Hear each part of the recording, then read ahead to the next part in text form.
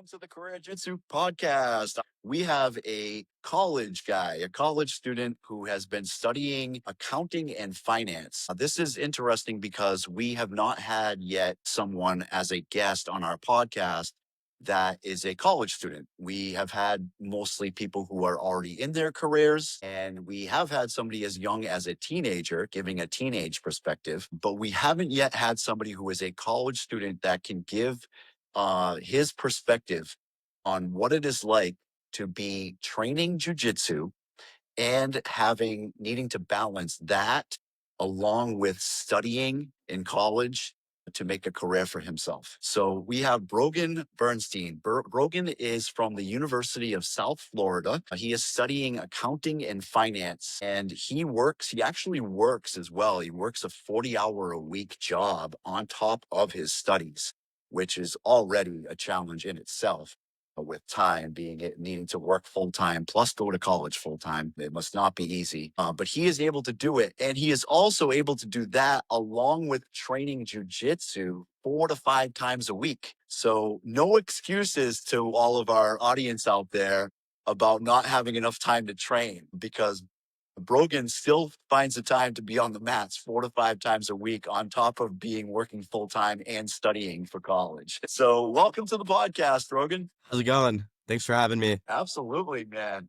So yeah, let's can we start this episode with talking a little bit for our listeners about your background and how you decided on accounting and finance? Like what is it that kind of sparked your interest in studying accounting and finance, and what determined your path here that you're creating for yourself? Yeah, absolutely. First off, that introduction was crisp, on point. I'm very impressed because we were talking beforehand and just flipped a switch. That's really impressive. But to tell you guys a bit about myself, I'm from South Florida. And the reason I study accounting now is because when I was younger, my father and my two younger brothers, we'd be driving on the road anywhere. It could be vacation. It could be just coming back from school, going to school.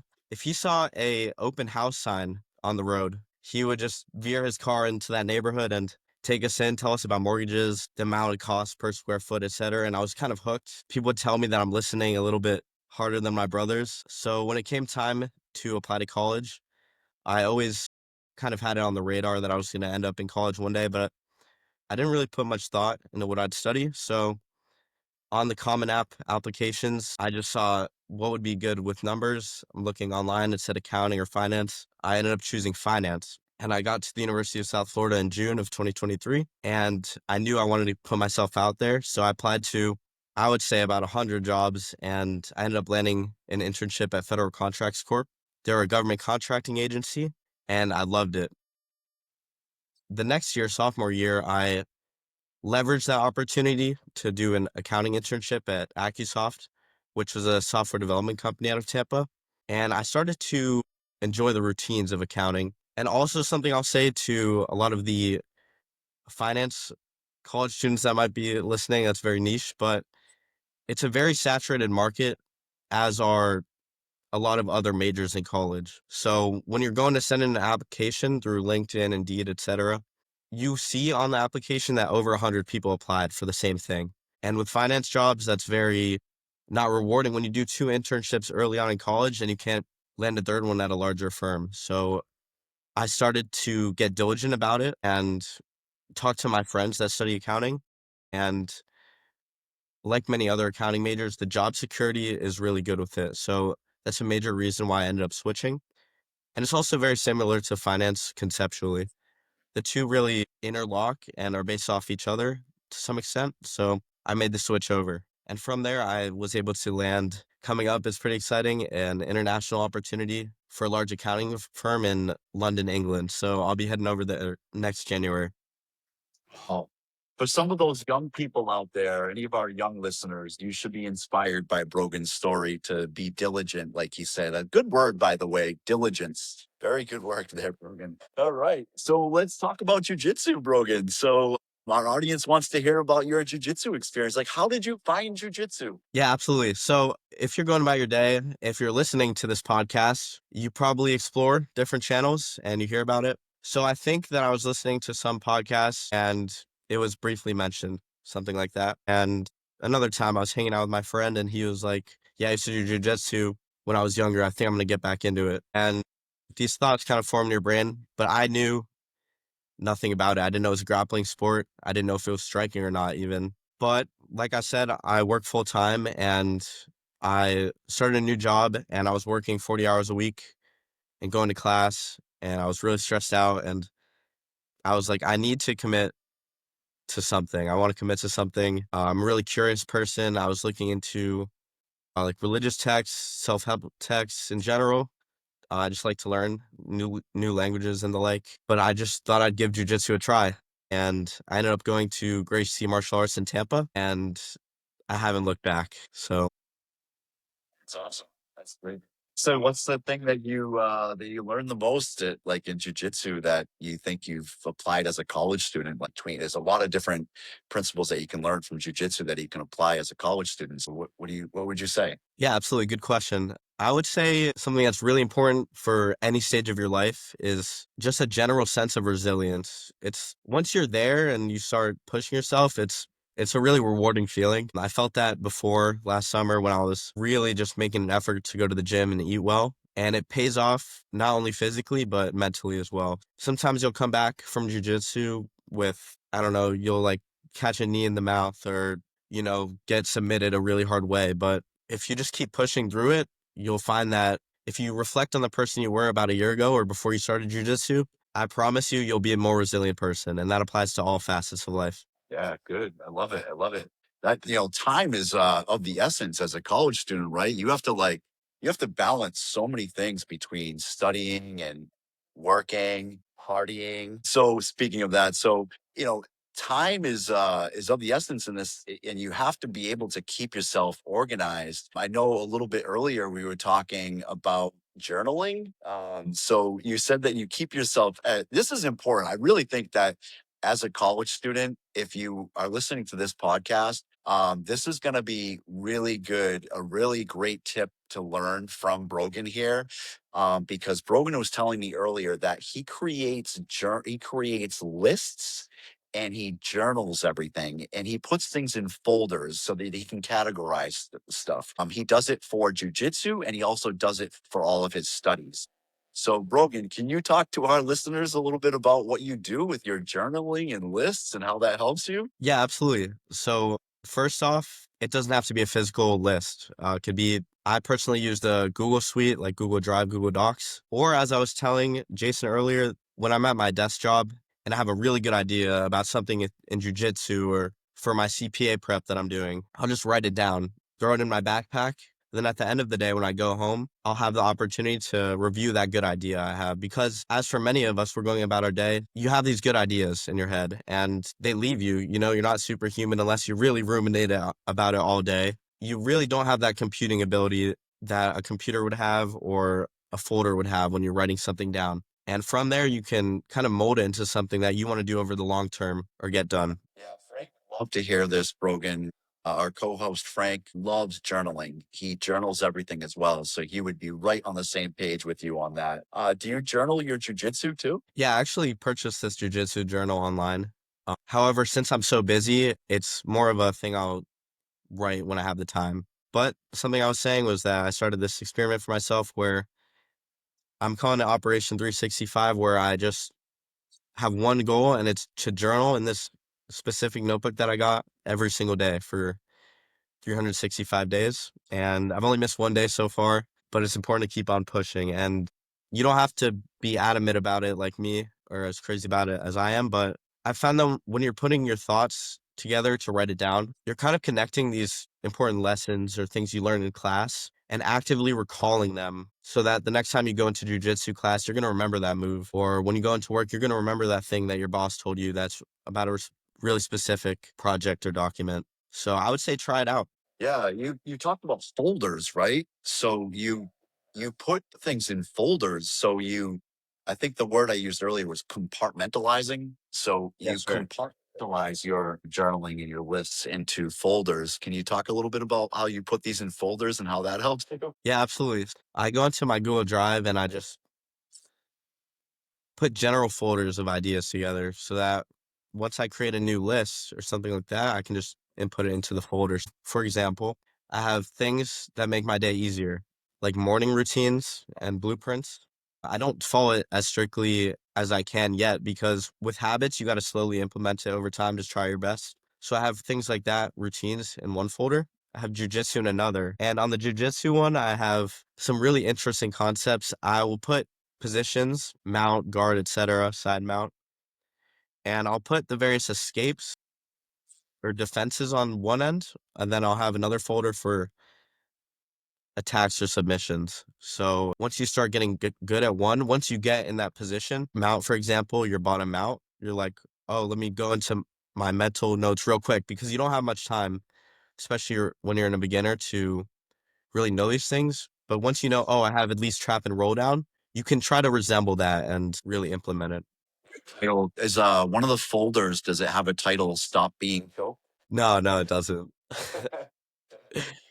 It just happens though, everyone starts at the bottom of the totem pole in jujitsu, which makes it so amazing. Yeah, it's definitely a respect to gain respect for jujitsu very quickly, and it's similar to your what you're doing now with finance, accounting, and finance, studying it, right? Because you have to start from the bottom to learn, right? You don't like just learn everything in one day. It takes time to learn what you need to in order to be successful, to create a successful career for yourself. And you used the word diligence earlier. So, taking, just being able to stick with it and be disciplined. I think that's hard for a college student to keep disciplined on their goals, right? And so can you talk a little bit about, how you're able to do that versus like, there are some students, some college students that I'm sure you interact with, that you realize that they really don't have the discipline that they need to be successful, right? And so, can you talk a little bit about the contrast between being a college student that lacks discipline versus somebody who is a college student that has a discipline for success? Yeah, absolutely. Good question. First off, it's really important to understand that if you're going to this accounting class, for example, and there's that one student that raised their hand a bunch, it's not because you are dumb, you just haven't been exposed to it yet. And something like jujitsu, if you get submitted and you're huge and have a lot of muscle and some smaller guy submits you, it's not because you're unqualified. It's just because you haven't tried or done it enough to really understand what's going on. So in regards to discipline, it's kind of about just ratcheting it in and slowly making changes over time. If you've listened to James Clear, Atomic Habits, that concept's really valuable. Yep, I've read that book. Yep. Yeah. So when you start college, it's really just a madhouse. You can go into so many different disciplines, clubs at school, groups, but as long as you have the awareness to start and just try different things, then you can start honing in on what you want to do. And my dad always tells me that I'm super lucky to live in the information age, and I agree with him. So anything you're really interested in, look it up and start writing things down, like we talked about earlier with journaling. So just make small improvements over time. Yeah. Those small adjustments are made in jujitsu too, right? Like journaling helps you to make those small adjustments, like you were talking about earlier. Technique is king, right? In jujitsu, and making a small adjustment in your technique can really, either make that technique work or not make it, or not let it work, right? Do you see that as a college student? Do you see that parallel there between making the adjustments in jujitsu and in your studies? Yeah, absolutely. I wouldn't be able to work full time and go to class if I didn't go through the really hard periods of studying and things of that nature. And I didn't have them down pat. And luckily, in my later years of college, junior and senior year, because I put so much effort into at least going to class and at least trying to study for an exam, I could really pick and choose what works for me. So I just suggest people put themselves out there. I've tried a bunch of different hobbies, and funnily enough, jujitsu is the one that when I started going to it, it really stuck, and you just gotta put yourself in traffic to get hit. Yeah, it teaches you that things are difficult. Life can be difficult, right? And you put yourself in, and you're in jujitsu. You end up in bad positions, especially in the beginning of training. You end up in bad positions very often, and you have to be able to stay composed and think about what you need to do in that position to escape. Do you think that relates to finance? Do you think that relates to like money troubles? You get into money troubles, you stop and think and how to evaluate and be able to move forward. Is there a parallel there for you? Definitely. So, the thing I was trying to tell you earlier was that the Very worst plan you can have is to have no plan at all. To have nothing written down, just everything bottled up in your head, just kind of running around like a chicken with your head cut off. So, class, for example, if you have no strategy for how you're going to be successful in class, how to study for things, you're going to show up on test day and you're not going to do good, most likely, unless you have a photographic memory, of course. But that goes for a lot of things like budgeting and jujitsu. Just try to have an understanding of what you're trying to do when you're doing it, and then practice the skill of focusing on it. I think Alexander Graham Bell talks about how to completely focus on the task at hand and, take moments throughout your month or week to plan things out to an extent. Okay. So yeah, I think a lot of college students probably have I'm thinking, I mean, it's been a long time since I've been in college, but college students have a hard time like keeping up with knowing where their finances are in the moment, right? So if they're just, you're busy, you're studying, you're going to and from classes every day. Next thing you know, the weekend is there again, and there's a party at a frat house, and it's just like one week kind of rolls into the next week, right? And when one week rolls into the next week, the money is always there. Something's always happening with the money as you're busy, right? So you talked earlier. Can you tell our listeners a little bit about what you do with that? Like you said that weekly or monthly, you actually take the time to sit down and evaluate your finances? Yeah, so personally, at least on the weekends, I'll just set 30 minutes or an hour, and I'll just put in my calendar. I'll just put in all caps, just focus on budget or something like that. And when the time comes, because I'm a very set and forget it type of person with doing so many things, which you got to get a calendar at least. To all my college listeners, that's a really good start. But taking breaks to reflect on things that you want to improve on, and that can go for anything like family relationships, catching up with people you haven't talked to in a while, networking. I'm sure you do a lot of it with the podcast. And another thing on that point is being like, you need to guard your time. Like it's the most precious resource possible because it really is. It's something that have fallen victim to, and millions and millions of other people do, is just doom scrolling or social media. When you really know in your mind that you could be doing something better with your time. So try to get at least a bit intentional about that. I've been deleting various social media apps for myself, and that's just because I've kind of realized that the more time I can spend planning things or working out or training jujitsu, the better I'm going to get at those, and those will ultimately be more fulfilling for my life and my future. Yeah, definitely. Knowing when to play defense and when to play offense, right? So like in jujitsu, you have to know, when to defend and when to attack. And in finances, I kind of think of in finance, it's sort of like you're saving, like when you're saving money, that's your defense. And when you're attacking, when you're on offense, you're spending the money, or investing it. Do That's you a good see way of that? looking at it. No, I haven't thought of that, but kind of goes hand in hand. Yeah. And having a strategy, but that takes a strategy, right? On the mats, it takes a strategy to do that. And, I would think that, being able to have that strategy with your money is important too, right? So this is the question that all people want to hear. So let's get it in about social life, because being a college student, right? Social life is definitely there all around you, trying to, either meet new people, make friends, cut off friendships, trying to associate with the right people. And in life, it's like that too. When you get out in your career and you start working, you find that your coworkers are people that you have to either, as I deal with, so you're going to deal with difficult coworkers. You're also going to find also strong friendships too, right? And then you started training jujitsu, right? So you have friends, I'm sure, that you've developed at jujitsu on the mats, right? So can you give our listeners a little bit of your collegiate perspectives on your social life on the mats and your social life as a college student? Yeah, very well put.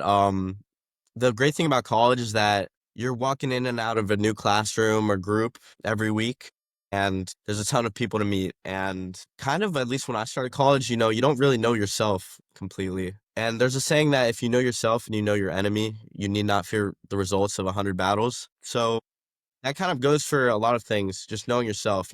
If you're going to go out one night, don't expect yourself, this relates to me, don't expect yourself to make the jujitsu mats at 8 a.m. Just be real with yourself, see what works and what doesn't. And that just goes for college. Some friends are for going out, and some are like your really true friends for life. So, I don't know yet. I'm not post grad, but No, yeah. that's great. I mean, being able to experience all different types of people, right? That come from different backgrounds. When you're in college, you meet all different types of people from different backgrounds, right? In your social circles. And do you see that on the mats too? Do you see that in jujitsu? The people that you train with, coming from different backgrounds and what you Yeah, can learn yeah. from.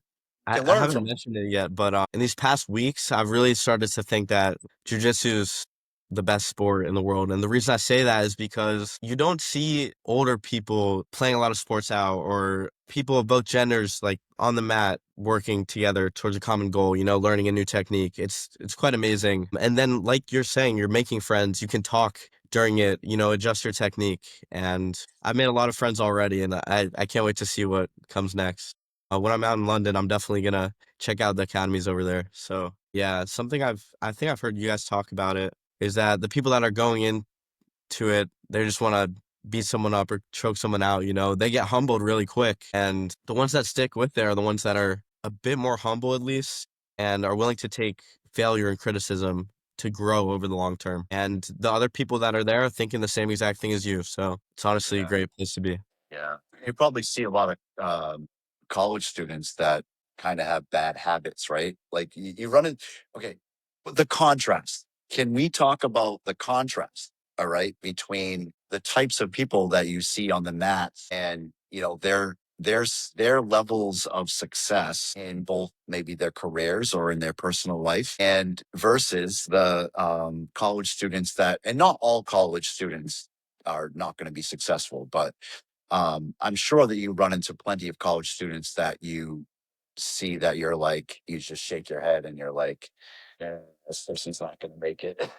Right? Yeah, Do you see that? definitely. Am I on target with this? Or? No, yeah, absolutely. I'm just like I'm thinking in my head, how I'm gonna answer that, and I forgot what I was gonna answer to that, but yeah, you do see it every day. What I was gonna say on that point is with a lot of things, and this is jujitsu, career, academics, etc. What you put into it is what you get out. So, if you want to focus on the best clubs to go to or DJing, things like that, you can get really damn good at it by putting in the time, effort, and thoughts. But also, if you're going down the wrong path and, thinking the wrong thing, or, hanging with the wrong group of people, then you're ultimately going to get sucked into that because you're putting your time and effort into those things that don't help you in the long run. So, what you put into it is definitely what you get out of it. I love that. I love that. So what you put into it is what you get out of it. That can apply to anything, you know, and definitely it can apply to jujitsu.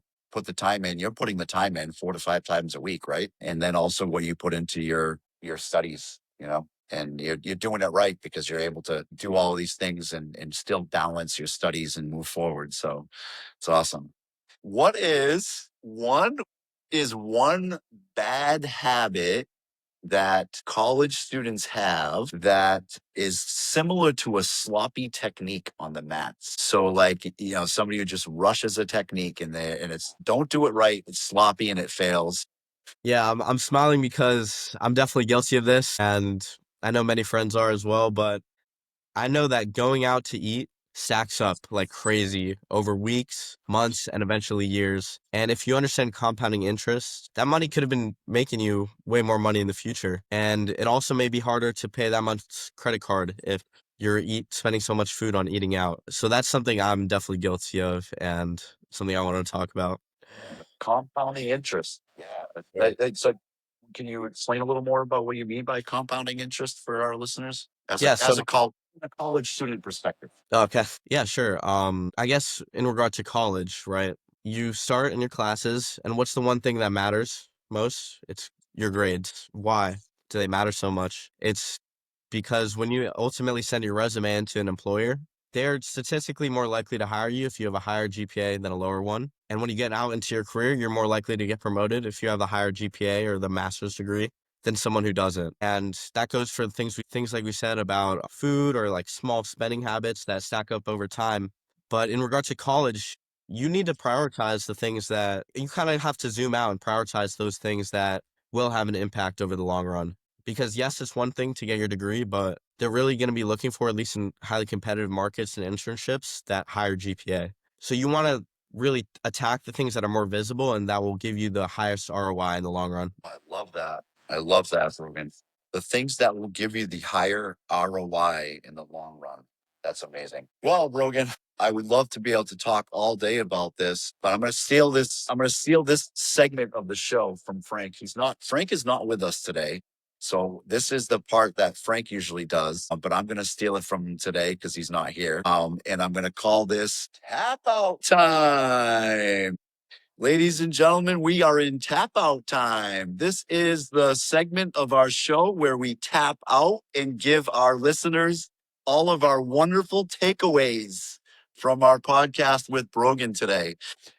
Brogan, I love that you started the podcast talking about your professional, your professional aspirations and how you found what your aspirations were by I think you said your dad, I believe it was, pulled over to a side of the road and like started to explain to you about business and finance and you were like intrigued by it. As a parent, I can appreciate that because as a parent, you never really know what's going to stick with your children, you know? Like you just sometimes you give advice to your you just give natural advice to your child and you don't really know how much of an impact it's going to have in the moment. But then later down the road, you realize, wow, that was very impactful. So I really love that story.